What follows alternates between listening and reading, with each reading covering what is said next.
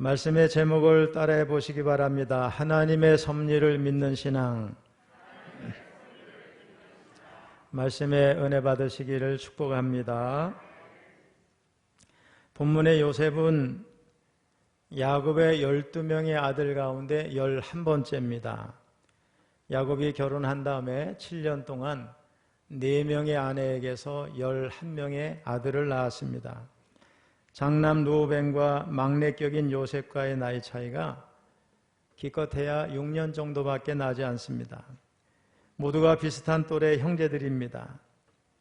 다만 요셉 밑으로 베냐민이라고 하는 동생이 있는데 요셉과는 한 15년에서 16년 정도 나이 차이가 날 것 같습니다.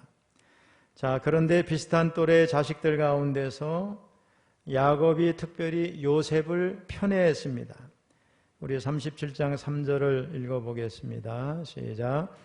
요셉은 노년에 얻은 아들이므로 이스라엘이 여러 아들들보다 그를 더 사랑하므로 그를 위하여 채색옷을 지었더니. 사랑하면 마음속으로만 해도 되는데 야곱은 11명의 아들 가운데 오로지 요셉에게만 채색옷을 입혀서 노골적으로 편애를 드러냈습니다. 그것은 형제들의 질투를 야기시켰고 오히려 요셉을 더욱 외톨이로 만들었습니다. 자, 그런데 야곱의 편애도 문제가 되지만 요셉의 철없는 행동도 문제였습니다. 요셉은 시기와 질투의 감정이 얼마나 치명적인 감정인지를 잘 이해하지 못했고 아버지의 사랑만을 믿고 형제들을 무시했습니다. 형들의 잘못을 아버지에게 고자질해서 형들에게 가뜩이나 미운 털이 박힌 상황인데 거기에다가 사실 하나님이 보여주신 꿈인데 그 꿈 이야기를 해서 불난 집에 기름을 부었습니다. 우리 37장 6절로 7절 9절을 읽어봅니다. 시작. 요셉이 그들에게 이르되 청하건대 내가 꾼 꿈을 들으시오. 우리가 밭에서 곡식단을 묶더니 내 단은 일어서고 당신들의 단은 내 단을 둘러서서 절하더이다. 요셉이 다시 꿈을 꾸고 그의 형들에게 말하여 이르되 내가 또 꿈을 꾼즉 해와 달과 11별이 내게 절하더이다 하니라. 아멘. 사실 나중에 이제 우리가 알지만 애굽의 총리가 되는 이런 꿈을 하나님 보여주셨는데 꿈속에서 해와 달과 11별이 자기에게 절한 것을 이거 마음속으로만 간직하면 되는데 그것을 공개함으로써 미움을 사게 됐습니다. 여러분 17살 정도가 됐을 텐데 좀 눈치가 있으면 얼마나 좋았겠어요. 그런데 세상 모르고 자란 요셉에게는 인간의 미묘한 감정 따위는 고려 대상이 아니었던 것 같습니다. 결국 지나칠 정도로 순진하고 단순하게 행동하는 이 요셉에게 위기가 닥쳐옵니다. 아버지 야곱의 편애, 또 동생 요셉의 꿈 얘기로 누적되어 온 형제들의 미움과 분노가 급기야 아버지의 명을 받고 심부름으로 형들의 목축 현장에 찾아온 요셉 죽여야 되겠다 이렇게 모의를 하게 됩니다. 살해 모의 내용이 뭐냐면 요셉을 죽여서 구덩이에다 던져놓고 악한 짐승이 잡아먹었다고 아버지에게 고하자 이런 거였습니다. 이제 표면상 요셉은 죽은 목숨이나 다름없었습니다. 그러나 풍전등화와 같은 절체절명의 위기 상황에서 장자 루벤이 돌연 이의를 제기합니다. 요셉을 구덩이에 넣되 그의 생명은 뺏지 말자, 건들지 말자 이렇게 한 겁니다. 그래서 요셉이 형들에게 당도하자 저들은 편애와 차별의 상징인 요셉의 채색옷을 벗기고 요셉을 빈 저수용 구덩이에 던져 넣었습니다. 자, 그런데 하나님의 섭리의 손길은 여기서 멈추지 않습니다. 유다가 때마침 도단을 경유해서 애굽으로 내려가는 일단의 이스마엘 미디안 족속의 장사꾼들을 확인하고 그들에게 요셉을 팔아넘기자고 형제들에게 제안을 합니다. 의견상 살인죄도 피하고 또 얼마간의 금전적인 이익도 얻게 되니까 일석이조의 묘안이었습니다. 형제들이 다 동의를 했습니다. 그래서 마침내 요셉은 미디안 상인들에게 은 20에 애굽에 팔려가게 됩니다. 28절을 읽어봅니다. 시작. 그때 미디안 사람 상인들이 지나가고 있는지라 형들이 요셉을 구덩이에서 끌어올리고 은 20에 그를 이스마엘 사람들에게 팔매 그 상인들이 요셉을 데리고 애굽으로 갔더라. 39장 1절도 읽어봅니다. 시작. 요셉이 이끌려 애굽에 내려가매 바로의 신하 친위대장 애굽 사람 보디발이 그를 거리로 데려간 이스마엘 사람의 손에서 요셉을 산이라. 아멘. 아버지 야곱의 총애를 받으며 응석바디로 컸던 요셉이 하루아침에 모진 종살이를 하게 됐습니다. 과거에는 무슨 일을 해도 받아주었던 아버지가 있었지만은 이제는 조금만 잘못해도 모질게 대하는 주인이 있습니다. 과거에는 늦게 일어나도 뭐라고 그럴 사람이 없는데 이제는 조금만 늦게 일어나면 불호령이 떨어집니다. 빈둥대던 삶은 사라지고 아침부터 저녁까지 끊임없이 일해야 하는 삶이었습니다. 이제 오만무례한 요셉은 죽었습니다. 겸손해야 겨우 살아남을 수 있는 그런 환경에 요셉이 처하게 되었습니다. 우울하고 비관할 수밖에 없는 인생이었습니다. 그런데 요셉의 위대한 점은 이런 기가 막힐 상황에서 하나님을 의지하기 시작했다는 겁니다.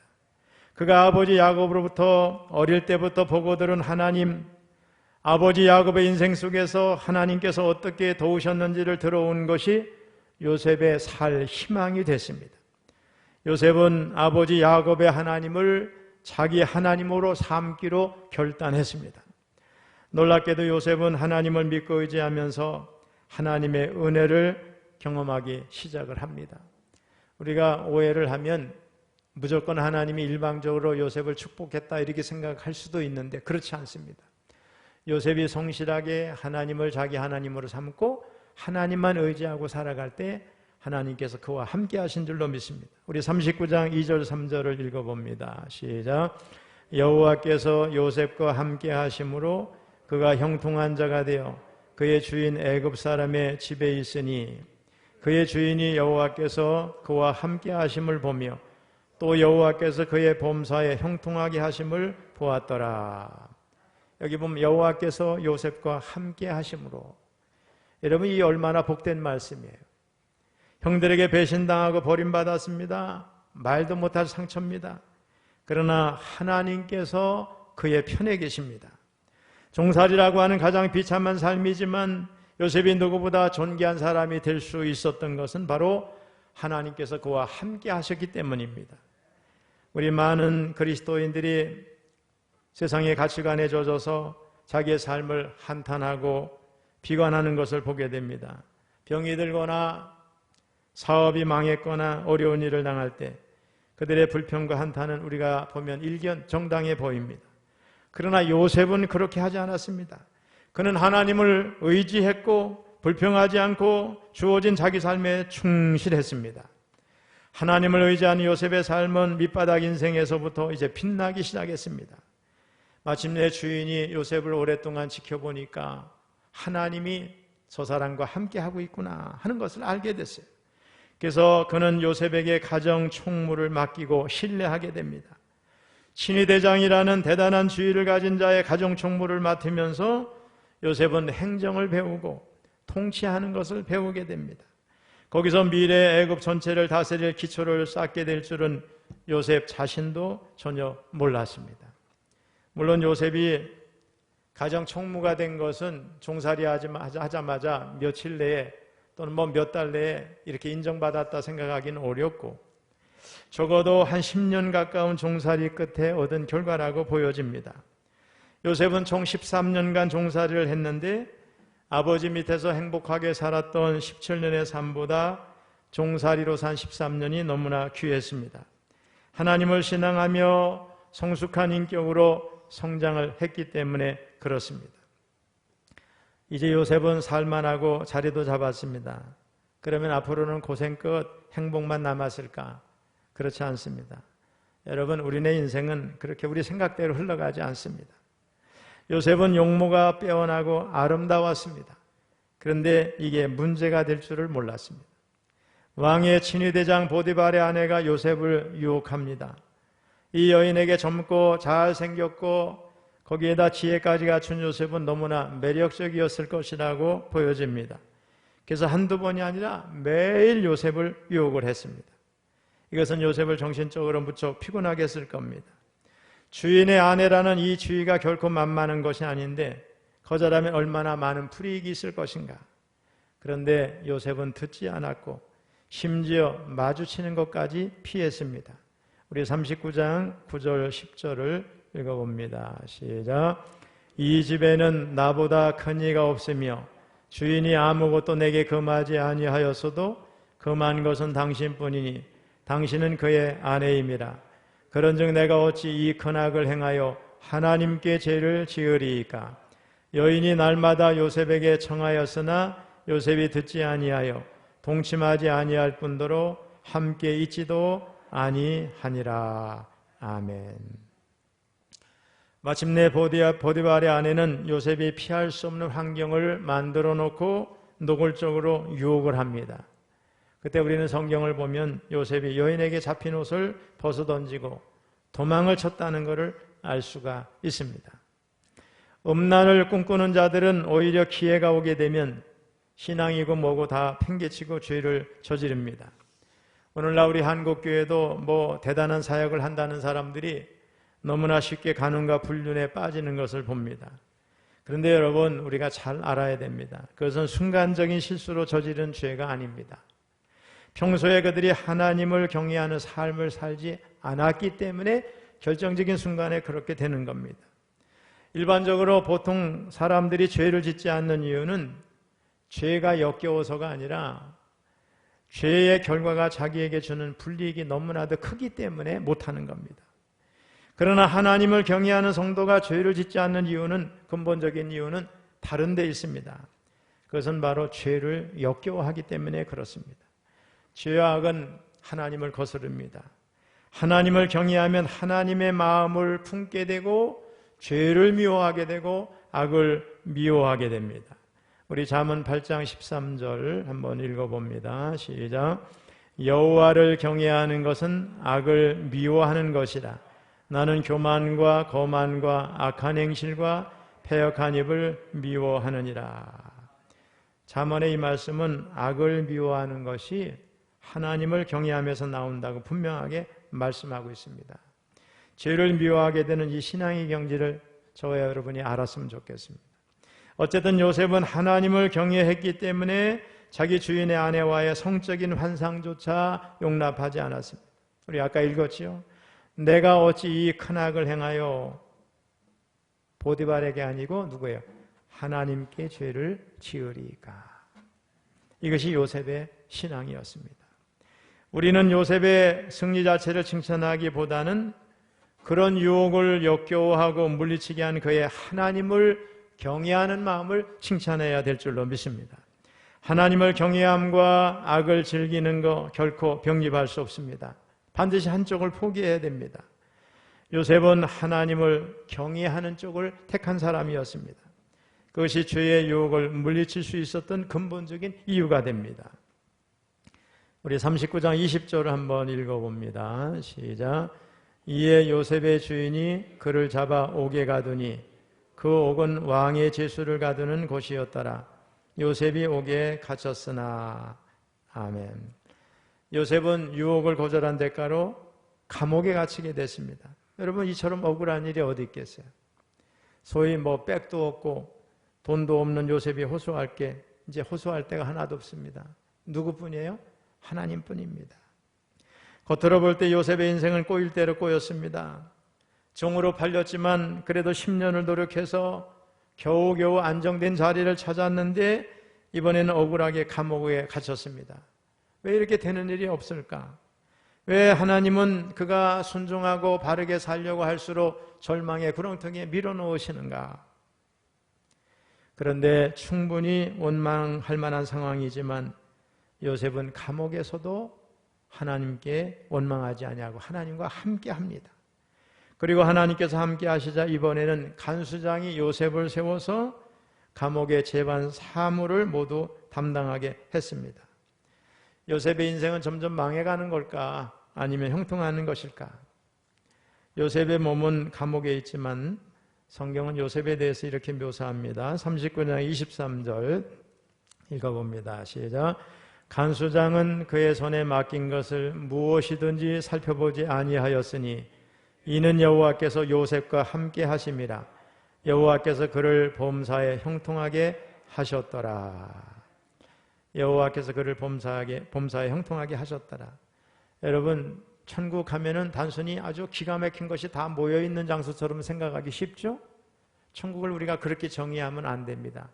천국은 사실 하나님이 계시기에 천국인 줄로 믿습니다.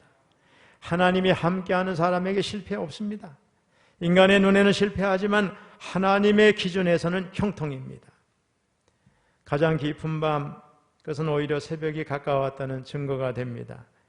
마침내 요셉은 감옥에 갇히는 바람에 애굽의 총리가 되는 기회를 얻게 됩니다. 우리 창세기 40장 1절로 3절 읽어봅니다. 시작. 그 후에 애굽 왕의 술 맡은 자와 떡 굽는 자가 그들의 주인 애굽 왕에게 범죄한지라.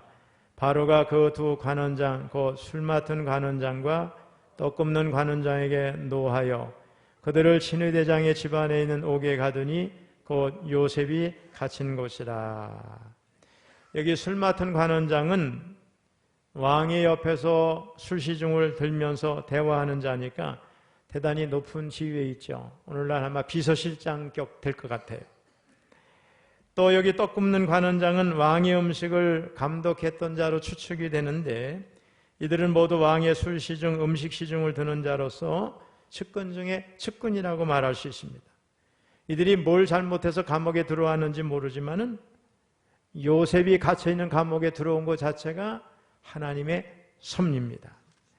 자, 이들 중에 한 명 때문에 요셉이 애굽의 총리가 될 기회가 생깁니다. 우리 40장 5절을 읽어봅니다. 시작. 옥에 갇힌 애굽 왕의 술 맡은 자와 떡 굽는 자 두 사람이 하룻밤에 꿈을 꾸니 각기 그 내용이 다르더라. 아멘. 요셉이 갇힌 감옥에 있는 이 고위직 관리들이 하룻밤에 동시에 꿈을 꾸었습니다. 근데 누가 보여주시는 꿈이냐면 하나님이 보여주시는 꿈이었어요. 너무나 선명한 꿈이라 잊을 수가 없어요. 문제는 해석이 안 되는 겁니다. 이들이 난해한 꿈에 우울해 있을 때 요셉이 그 꿈을 해석해주고 그 해석은 정확하게 맞습니다. 한 사람은 복직되고 한 사람은 죽게 됩니다. 여러분, 하나님께서 가끔 우리에게 하나님이 보여주신 꿈이 있죠. 여러분들도 아마 그런 꿈을 종종 꾸시리라고 생각을 합니다. 그래서 하나님께서 우리를 회개시키거나 또 어떤 길로 인도하시려고 꾸게 하시는 꿈인데 그런 꿈은 너무나 선명해서 무시할 수가 없어요. 저도 돌아보면 하나님이 꾸게 하시는 꿈을 여러 번 꾼 것 같습니다. 어쨌든 두 관원의 꿈은 하나님으로 말미암아 온 것이고 그것을 요셉이 해석함으로써 미래의 사건은 엄청난 결과를 가져오게 됩니다. 요셉은 왕의 관원 두 명의 꿈을 해석해 주면서 복직이 된다고 얘기했던 술 맡은 관원장에게 자신을 이 감옥에서 빼내달라고 간곡히 부탁을 합니다. 우리 40장 14절 15절 읽어봅니다. 시작. 당신이 잘 되시거든 나를 생각하고 내게 은혜를 베풀어서 내 사정을 바로에게 아뢰어 이 집에서 나를 건져 주소서. 나는 히브리 땅에서 끌려온 자요 여기서도 옥에 갇힐 일은 행하지 아니하였나이다. 아멘. 자, 그런데 술 맡은 관원장은 출소하자마자 요셉을 까맣게 잊어버립니다. 사실 감옥에 갇혀있던 히브리 종, 그렇죠? 이런 사람, 사소한 사람이지요. 이제나 저제나 소식을 기다리던 요셉은 수개월이 지나 모든 것을 다 포기했으리라고 생각을 합니다. 요셉은 기약 없는 감옥살이를 계속하게 됐습니다. 참으로 원망할 만한 일이죠. 그런데 요셉은 그 믿음이 전혀 흐트러지지 않았어요. 술 맡은 관원이 요셉을 기억해낸 것은 무려 2년이 지난 시점이었어요. 하나님께서 하시는 일은 매우 느려 보이죠. 우리는 조급한데 하나님은 느긋해 보이십니다.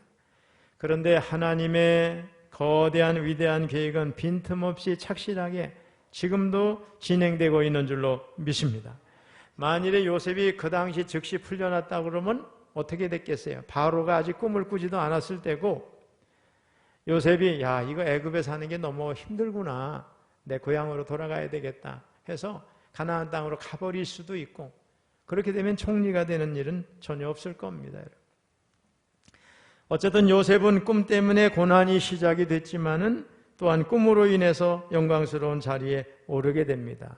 2년쯤 지났을 때 애굽의 통치자 바로가 꿈을 꿨는데, 그 꿈은 바로의 술사나 박사들이 전혀 풀 수가 없는 꿈이었어요.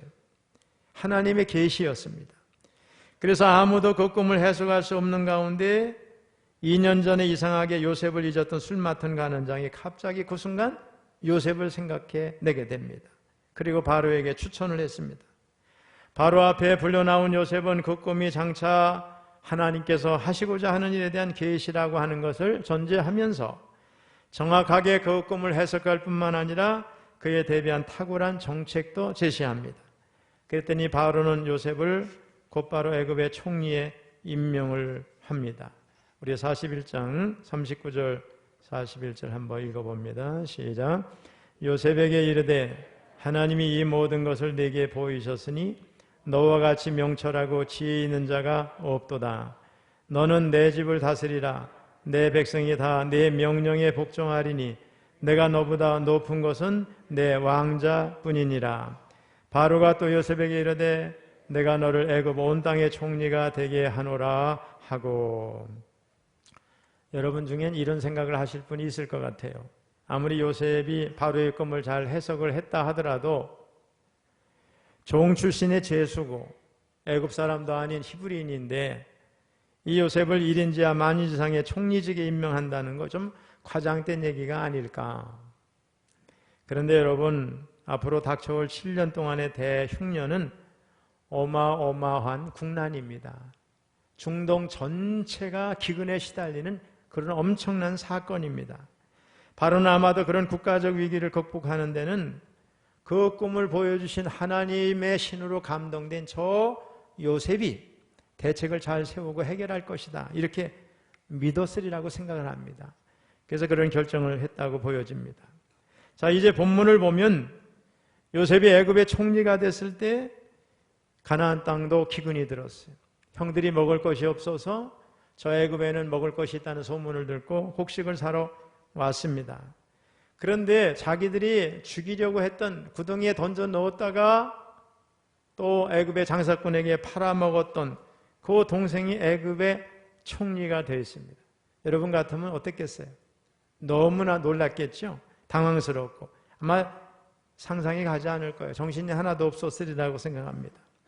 형들이 벌벌 떨면서 이제는 죽었구나 하고 있을 때 요셉이 유명한 말씀을 합니다. 그래서 오늘 본문 7절 8절에 한번 읽어봅니다. 시작. 하나님이 큰 구원으로 당신들의 생명을 보존하고 당신들의 후손을 세상에 두시려고 나를 당신들보다 먼저 보내셨나니 그런즉 나를 이리로 보낸 이는 당신들이 아니요 하나님이시라. 하나님이 나를 바로에게 아버지로 삼으시고 그 온 집의 주로 삼으시며 애굽 온 땅의 통치자로 삼으셨나이다. 아멘. 이것이 바로 하나님의 섭리를 믿는 요셉의 섭리신앙이었어요. 하나님의 섭리를 믿으며 사는 게 얼마나 큰 축복인지 몰라요. 요셉은 종살이와 감옥살이의 엄청난 고난과 시련 속에서도 섭리를 믿고 살았습니다. 표면적으로 요셉을 종으로 팔아버린 사람이 누구예요? 형들이죠. 그런데 요셉은 형들이 자신을 종으로 판 게 아니라는 거예요. 요셉을 총리로 임명한 사람이 누구냐? 바로왕입니다. 그런데 그것도 아니라는 거예요. 그렇게 하신 분이 바로 하나님이시라는 거예요. 메사야 하나님의 주권을 인정하는 요셉, 내 인생은 하나님의 손에 달려있다고 이 고백하는 요셉, 이는 바로 하나님이 세상을 보존하시고 통치하시고 나의 삶도 보존하시고 이제까지 인도하신 것처럼 앞으로도 인도하실 것이라고 하는 이런 시각을 가졌기 때문에, 이런 섭리신앙이 있기 때문에 형들 앞에서 이런 고백을 하게 된 줄로 믿습니다. 우리 옆 사람 얼굴을 한번 이렇게 쳐다보세요. 옆에 있는 여러분, 이 사람이 장차 내 목을 chu를지 몰라. 또 어떤 경우에는 이 사람 때문에 내가 살아날 수도 있어요. 사람을 만난다는 게 너무 중요한 거죠. 섭리신앙을 믿는 사람은 이런 사람들이. 철원에 재수 없어서 사는 사람 손 들어봐요. 사랑하는 성도 여러분, 우리가 인생을 살면서 수많은 우연 같은 일을 겪게 됩니다. 근데 그 일들이 우리 입장에서 보면 우연일 수 있지만은 하나님의 입장에서 보면 우연이 아니고 필연입니다. 그렇습니다. 하나님의 섭리를 깨닫게 되면 하나님께서 내 삶을 주관하시고 보존하시고 통치하십니다. 그걸 또 믿게 되면 우리의 삶이 달라집니다. 섭리신앙을 가지게 되면 우선 두려워하지 않게 됩니다. 오히려 담대할 수 있습니다. 앞날도 하나님께 다 맡길 수 있습니다. 하나님께서 이미 섭리 가운데 여기까지 나를 지켜주시고 인도하셨는데 앞으로도 나를 지켜주시겠지, 이런 믿음을 가지니까 염려와 근심과 모든 걱정들을 다 하나님께 맡길 수 있게 될 줄로 믿습니다. 특별히 하나님은 우리 성도님 각자를 향한 계획을 가지고 계세요. 여러분 가운데 한 사람도 내가 대한민국에 태어나야 되겠다고 태어난 사람이 없어요. 누가 이 땅에 보내셨느냐? 하나님의 계획인 줄로 믿습니다. 또 여러분, 우리는 지금 철원에 살고 있는데 여기 사는 것도 하나님이 계획하셨어요. 또 야, 철원감리교회나 가볼까? 이렇게 해서 온 게 아니야. 누가 여기 오게 하셨어요? 하나님이 오게 하신 줄로 믿습니다. 그래서 지금 여러분 옆에 있는 사람들 소중하게 여겨야 돼요. 이 다음에 여러분에게 큰 유익을 끼칠 사람일 거라고 저는 생각해요. 옆 사람은 인사 한번 해보겠습니다. 이 다음에 잘 봐주세요.